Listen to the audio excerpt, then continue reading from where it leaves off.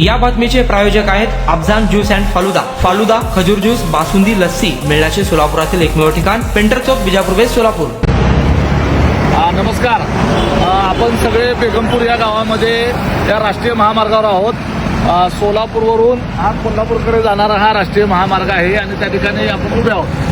ही जी बाजू आहे ही कोल्हापूरकडे जाणारी ही बाजू आहे आणि तिकडची बाजू आहे पलीकडचा जो रस्ता आहे तो सोलापूरकडे जाण्यासाठी आहे।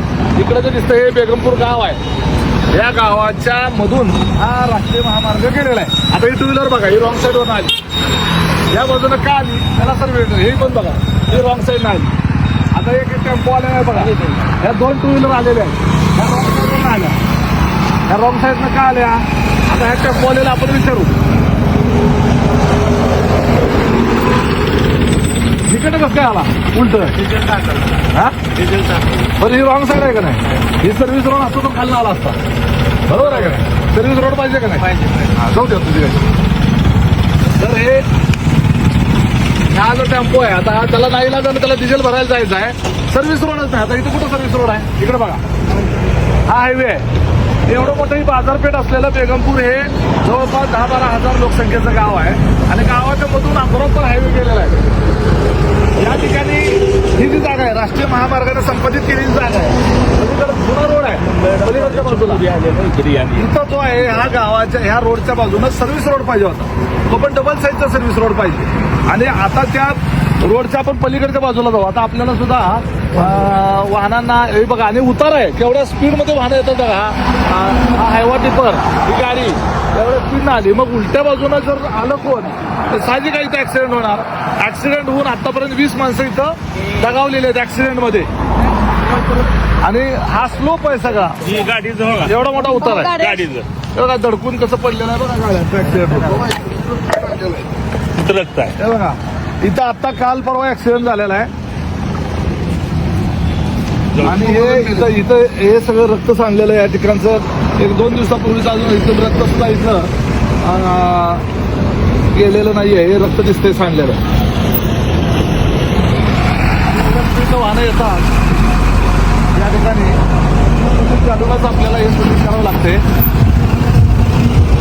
आता या रोडच्या दुसऱ्या बाजूला आलो आपण। आता इकडं जाणारा रोड जो आहे हा सोलापूरकडे जाणारी ही बाजू आणि पलीकडच्या बाजूनं कोल्हापूर साईडला जाणार। आता हा या रोडला इथं सर्व्हिस रोड जागा आहे, सर्व्हिस रोडच केलेला नाही आहे आणि हा रस्ता होऊन आता 4-5 वर्ष झाली, परंतु अद्यापर्यंत सर्व्हिस रोडचं काम झालेलं नाही आणि हे धोकादायक असल्यामुळं आणि इथं जवळपास आतापर्यंत 18 ते 20 लोक या रोडवर आतापर्यंत अपघातामध्ये दगावलेले असल्यामुळं आणि वारंवार त्या ठिकाणी आपली राष्ट्रीय महामार्गाच्या अधिकाऱ्यांना सगळ्या वेगवेगळ्या पातळीवर निवेदनं दिलेली आहेत, अनेक लोकांनी इथं आंदोलन पण केलेले आहेत, परंतु त्याचा काही उपयोग आतापर्यंत जर झालेला नाही।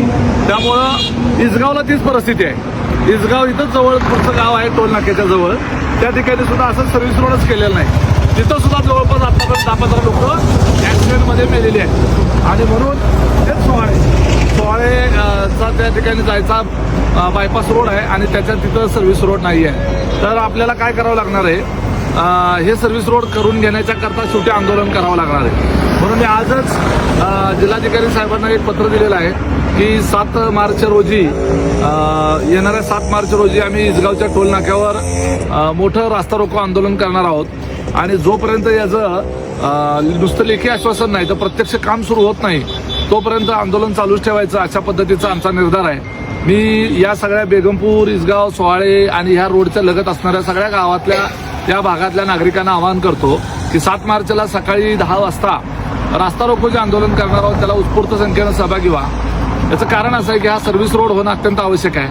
आतापर्यंत कदाचित कुणाची तरी घरातली माणसं त्या ठिकाणी या ऍक्सिडेंटमध्ये दगावली आहेत, कधी तुमचा नंबर येईल, कधी तुमच्या कुटुंबातला कुणाचा तरी नंबर येईल याची काही गॅरंटी नाही। त्यामुळं या परिस्थितीचं गांभीर्य लक्षात घेऊन आपण या संदर्भामध्ये आवाज उठवला पाहिजे। निश्चितपणे आपण या प्रश्नाकडे मानवतेच्या दृष्टिकोनातून बघितलं पाहिजे आणि या ठिकाणी आता बघितलं की लोक आता आपण सहजपणे ह्या बाजूने त्या बाजू हा रोड क्रॉस करून माणसं इकडून तिकडे जातात इथं बॅरिकेड पाहिजे, हे कारण गाव आहे, मोठं गाव आहे, त्यामुळे या साईडनं पूर्ण असं बॅरिकेड करण्याची आवश्यकता आहे. त्या नियमामध्ये तरतूद आहे. तिथं जसं बॅरिकेड आहे तसं इथं बॅरिकेड आहे, माचनूरला बॅरिकेड आहे. आणि अजून माझ्या असं लक्षात आलं की कोल्हापूर पर्यंत जेवढी गावं आहेत अशी रस्त्याच्या कडेला अशी जेवढी गावं आहेत त्या सगळीकडे त्या ठिकाणी बॅरिकेड केलेले आहेत, सर्व्हिस रोड झालेले आहेत. बेगमपूरच्या बाबतीतच आणि त्या सोहळ्याच्या बाबतीतच का सर्व्हिस रोड केला नाही हे काही समजायला मार्ग नाही. आणि त्याच्यामुळं शेवटी आंदोलन करायची परिस्थिती निर्माण झालेली आहे.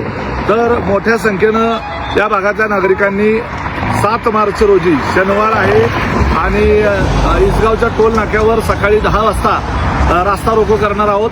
आपण मोठ्या संख्येनं त्या रास्ता रोकोच्या आंदोलनामध्ये सहभागी व्हावं. धन्यवाद.